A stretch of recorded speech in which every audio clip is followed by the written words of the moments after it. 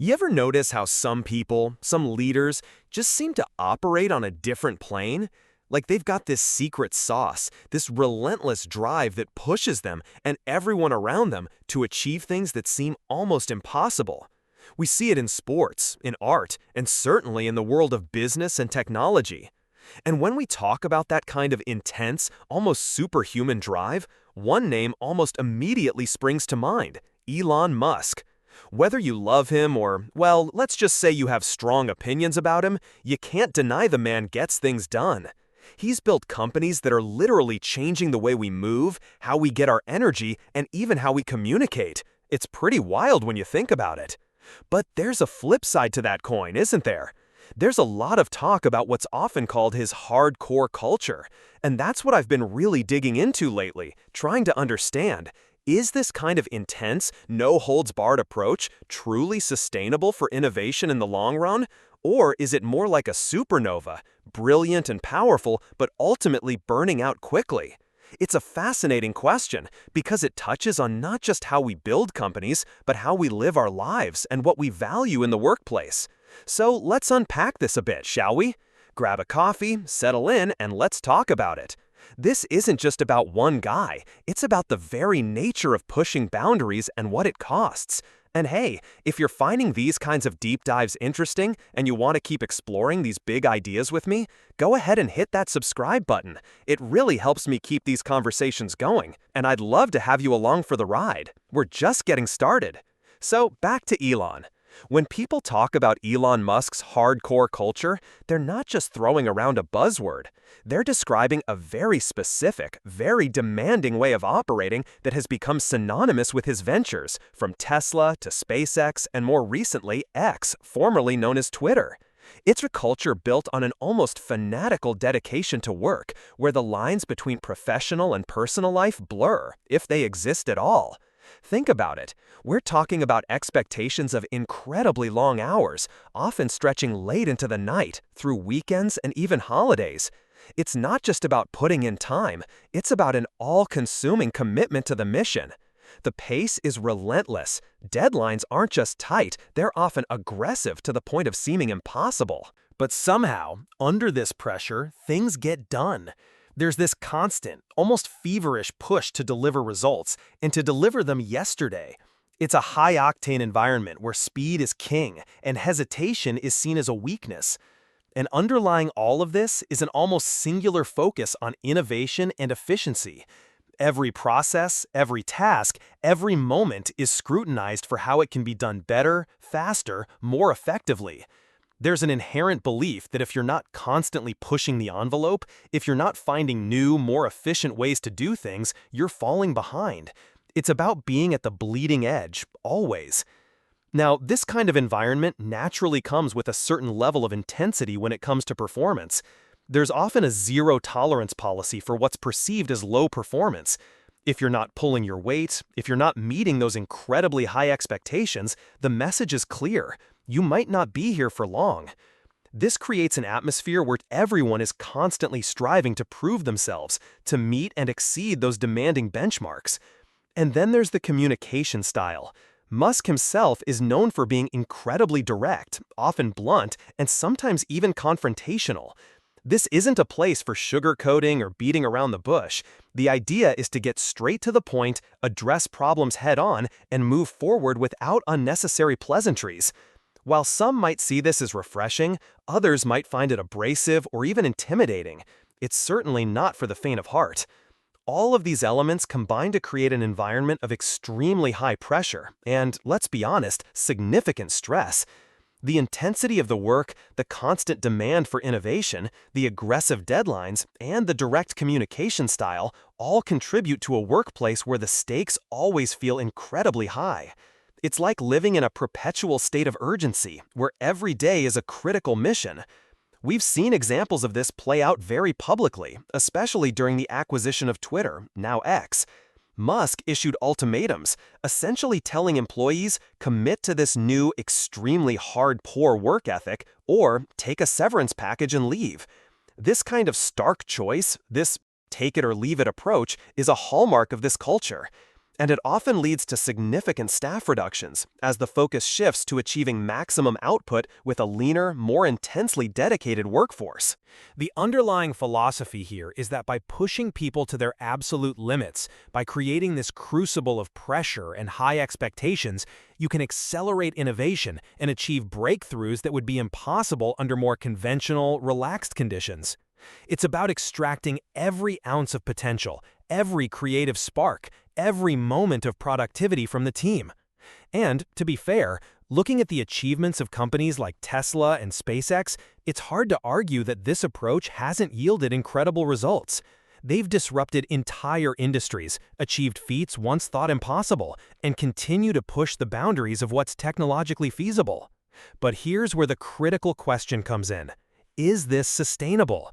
Not just for the individuals working within this system, but for the long-term health and innovative capacity of the organization itself.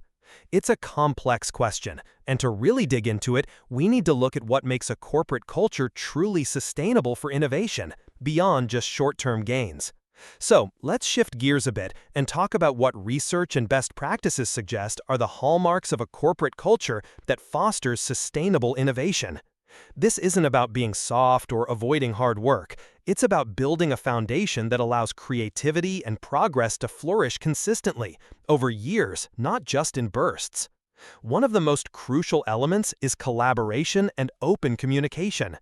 In a truly innovative environment, ideas flow freely. People aren't afraid to share half-baked thoughts, to challenge assumptions, or to admit when they don't know something. There's an active encouragement of teamwork, where diverse perspectives come together to solve complex problems. This requires transparent communication channels, where feedback is given constructively, and everyone feels heard, regardless of their position. It's about building a collective intelligence, rather than relying solely on the brilliance of a few individuals at the top.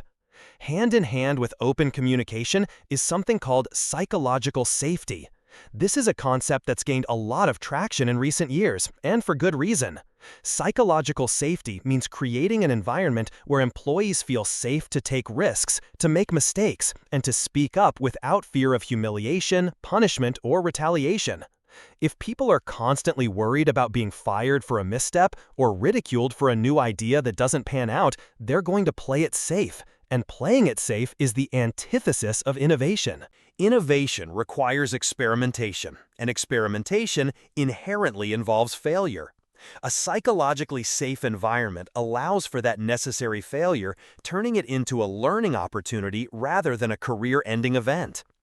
Then there's the often debated topic of work-life balance.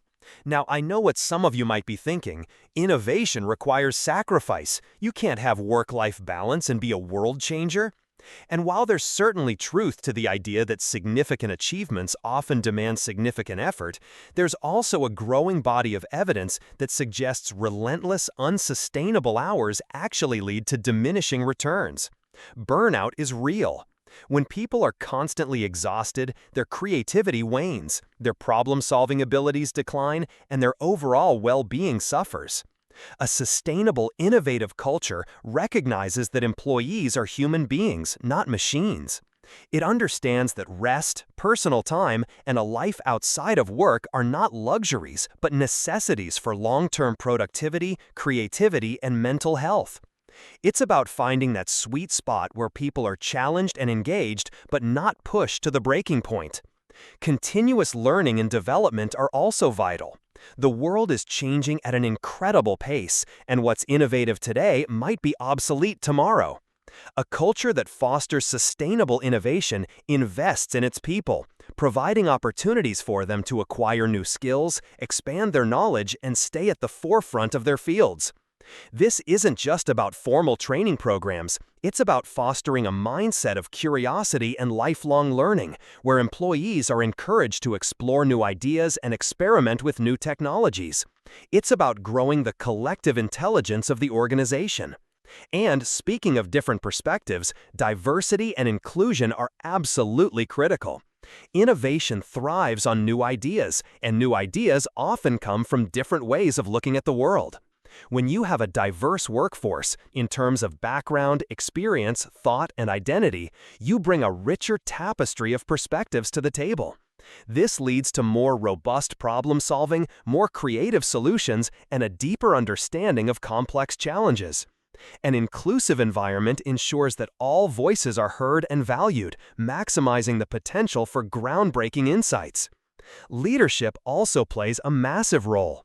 In a sustainable, innovative culture, leaders are not just taskmasters, they are inspirers, mentors, and empathetic supporters. They don't just tell people what to do, they empower them to find solutions, they remove obstacles, and they provide the resources and support needed to succeed. They understand that true leadership is about serving the team, fostering an environment where everyone can do their best work. It's about building trust and loyalty, not just demanding obedience. Furthermore, a strong sense of purpose and shared values can be a powerful driver of innovation. When employees understand the why behind their work, when they feel connected to a mission that goes beyond just making money, they are more engaged, more motivated, and more willing to go the extra mile. This alignment of individual and organizational values creates a powerful sense of collective commitment, which is essential for tackling ambitious, innovative projects. Finally, flexibility and adaptability are key. The path to innovation is rarely linear. There will be unexpected challenges, shifts in market conditions, and new technologies emerging. A sustainable, innovative culture is agile. It can pivot quickly, learn from setbacks, and embrace change as an opportunity rather than a threat. It's about being resilient and responsive, constantly evolving to meet new demands. So, when we look at these characteristics, collaboration, psychological safety, work-life balance, continuous learning, diversity, empathetic leadership, purpose, and adaptability, we start to see a picture of a workplace that is designed for long-term, resilient innovation. It's a place where people can thrive, where their creativity is nurtured, and where the organization can consistently produce groundbreaking work without burning out its most valuable asset, its people. Now, let's bring it all back to Elon Musk's hardcore culture and see how it stacks up against these principles. This is where the rubber meets the road, and we can start to form a critical analysis. On the one hand, there are some undeniable points of convergence, or at least areas where the hardcore approach can, in certain contexts, contribute to innovation.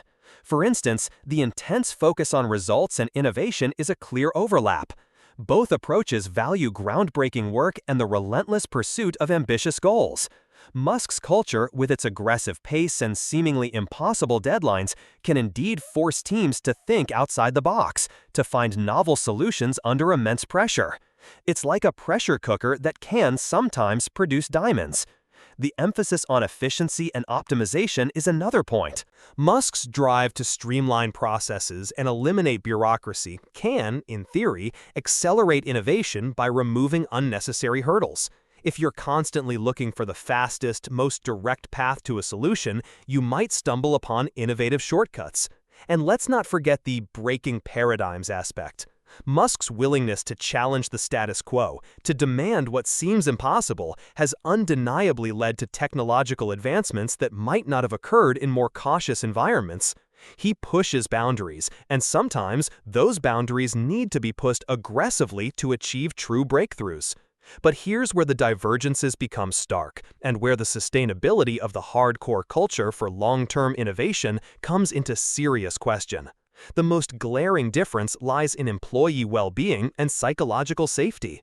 The hardcore culture, with its disregard for work-life balance, its expectation of extreme hours, and its high-pressure environment, often leads to burnout, chronic stress, and high employee turnover.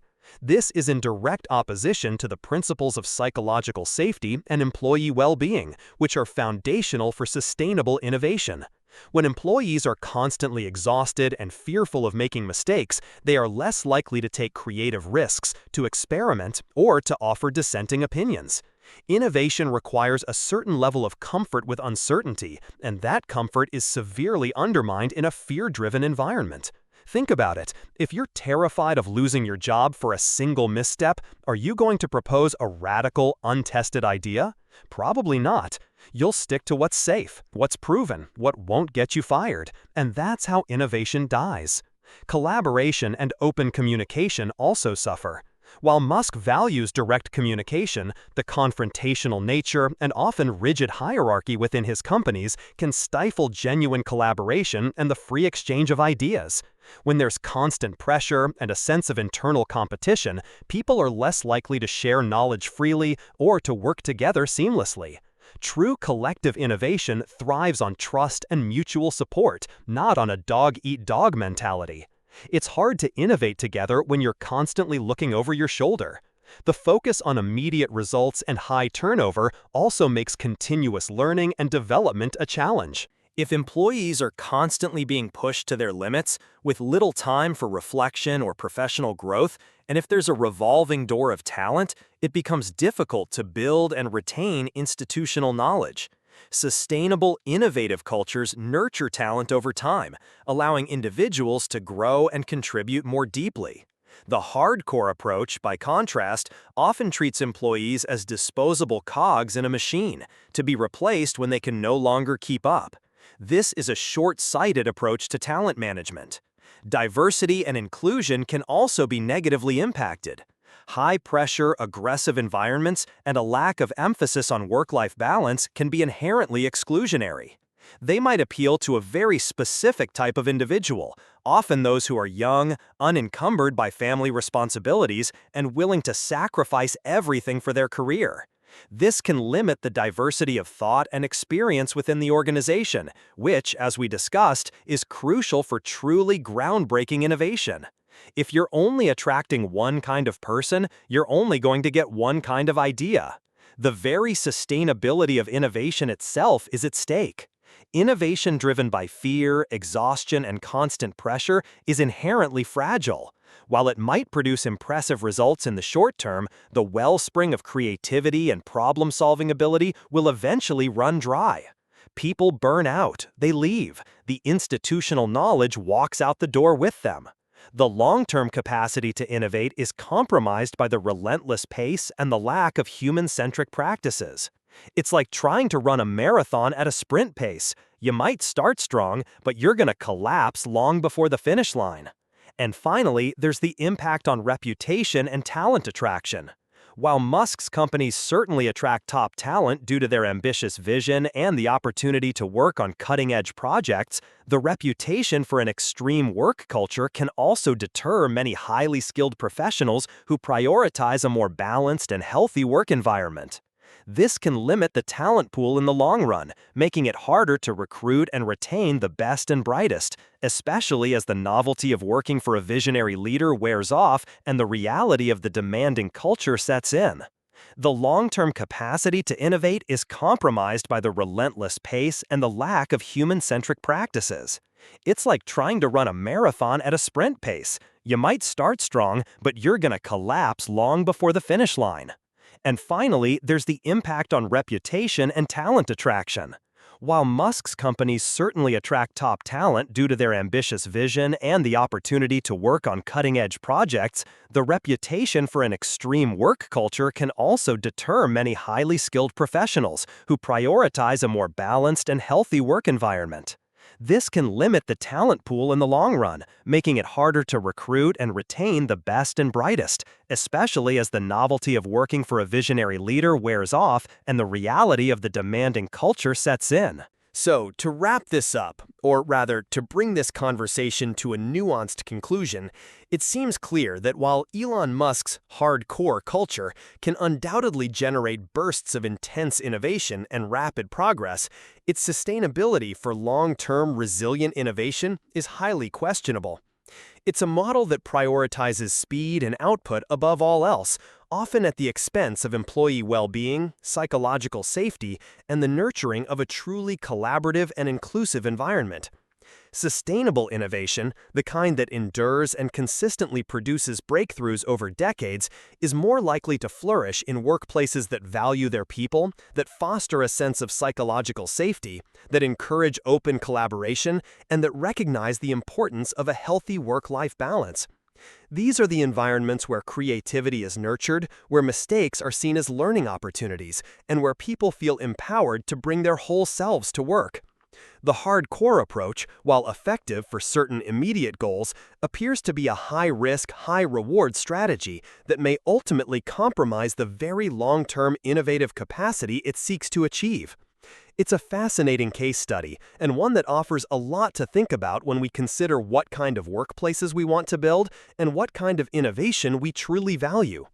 It's not just about what we achieve, but how we achieve it, and that, my friends, is a conversation worth having. I hope this gave you some food for thought. Thanks for listening.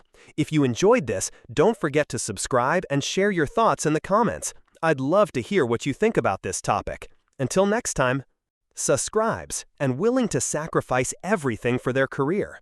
This can limit the diversity of thought and experience within the organization, which, as we discussed, is crucial for truly groundbreaking innovation. If you're only attracting one kind of person, you're only going to get one kind of idea. The very sustainability of innovation itself is at stake. Innovation driven by fear, exhaustion, and constant pressure is inherently fragile. While it might produce impressive results in the short term, the wellspring of creativity and problem-solving ability will eventually run dry. People burn out, they leave. The institutional knowledge walks out the door with them. The long-term capacity to innovate is compromised by the relentless pace and the lack of human-centric practices. It's like trying to run a marathon at a sprint pace. You might start strong, but you're going to collapse long before the finish line. And finally, there's the impact on reputation and talent attraction. While Musk's companies certainly attract top talent due to their ambitious vision and the opportunity to work on cutting-edge projects, the reputation for an extreme work culture can also deter many highly skilled professionals who prioritize a more balanced and healthy work environment. This can limit the talent pool in the long run, making it harder to recruit and retain the best and brightest, especially as the novelty of working for a visionary leader wears off and the reality of the demanding culture sets in. So, to wrap this up, or rather to bring this conversation to a nuanced conclusion, it seems clear that while Elon Musk's hardcore culture can undoubtedly generate bursts of intense innovation and rapid progress, its sustainability for long-term, resilient innovation is highly questionable. It's a model that prioritizes speed and output above all else, often at the expense of employee well-being, psychological safety, and the nurturing of a truly collaborative and inclusive environment. Sustainable innovation, the kind that endures and consistently produces breakthroughs over decades, is more likely to flourish in workplaces that value their people, that foster a sense of psychological safety, that encourage open collaboration, and that recognize the importance of a healthy work-life balance. These are the environments where creativity is nurtured, where mistakes are seen as learning opportunities, and where people feel empowered to bring their whole selves to work. The hardcore approach, while effective for certain immediate goals, appears to be a high-risk, high-reward strategy that may ultimately compromise the very long-term innovative capacity it seeks to achieve. It's a fascinating case study, and one that offers a lot to think about when we consider what kind of workplaces we want to build and what kind of innovation we truly value. It's not just about what we achieve, but how we achieve it. And that, my friends, is a conversation worth having. I hope this gave you some food for thought. Thanks for listening. If you enjoyed this, don't forget to subscribe and share your thoughts in the comments. I'd love to hear what you think about this topic. Until next time, let's dive a little deeper into this idea of burnout, because it's not just a buzzword, it's a very real phenomenon with tangible consequences. Now, imagine you're running a race, a sprint, and you're giving it absolutely everything you've got. Your muscles are burning, your lungs are screaming, but you push through because the finish line is right there. Now imagine that finish line keeps moving further and further away, or it disappears entirely, and you're just expected to keep sprinting indefinitely. That's what chronic stress and burnout feel like in a workplace. It's not just feeling tired, it's a state of emotional, physical, and mental exhaustion caused by prolonged or excessive stress. In a hardcore culture where long hours are the norm, where the pressure is constant, and where there's little room for recovery or personal life, burnout becomes almost inevitable for many. And when people burn out, their cognitive functions decline. Their ability to think creatively, to solve complex problems, to make sound judgments, all of these are severely impaired. It's like trying to run a high-performance engine on fumes. It might sputter along for a bit, but it's not going to deliver peak performance, and eventually, it's going to break down. So, while the immediate output might seem high, the quality of that output and the long-term capacity for sustained innovation takes a significant hit. It's a short-term gain for a long-term loss.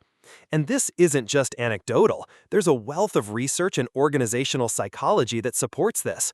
Studies consistently show that beyond a certain point, working more hours doesn't lead to more productivity. It leads to less. The human brain, like any complex system, needs downtime to process information, to consolidate learning, and to generate new ideas. Without that downtime, without periods of rest and recovery, creativity stagnates. You can't force innovation. It often requires a certain amount of spaciousness, a moment of quiet for those aha moments to emerge. The relentless pressure of a hardcore environment often crushes that space. Think about the concept of flow state, that highly productive, deeply engaging state where you're completely immersed in a task. It's often where true innovation happens. But you can't be in a flow state if you're constantly stressed, constantly worried about the next deadline, or constantly looking over your shoulder. That kind of anxiety is a direct impediment to creative flow. It's like trying to meditate in the middle of a rock concert. It's just not conducive to the kind of deep, focused work that innovation demands. And let's talk about the impact on talent. In today's competitive job market, especially for highly skilled professionals in tech and engineering, companies are not just competing on salary anymore. They're competing on culture, on values, on the overall employee experience.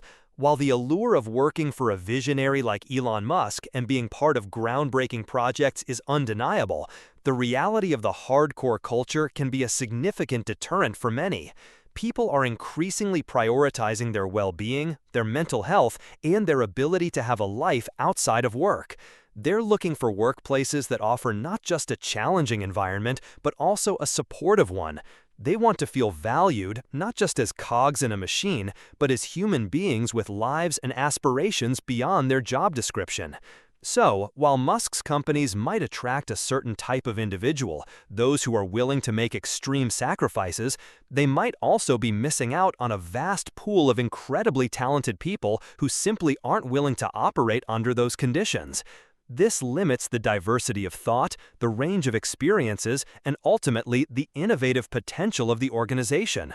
Imagine a sports team that only recruits players who are willing to train 20 hours a day, 7 days a week, with no breaks. They might get some incredibly dedicated athletes, but they'll also miss out on many other talented individuals who understand the importance of recovery, strategy, and a balanced approach to training. The same applies to the corporate world.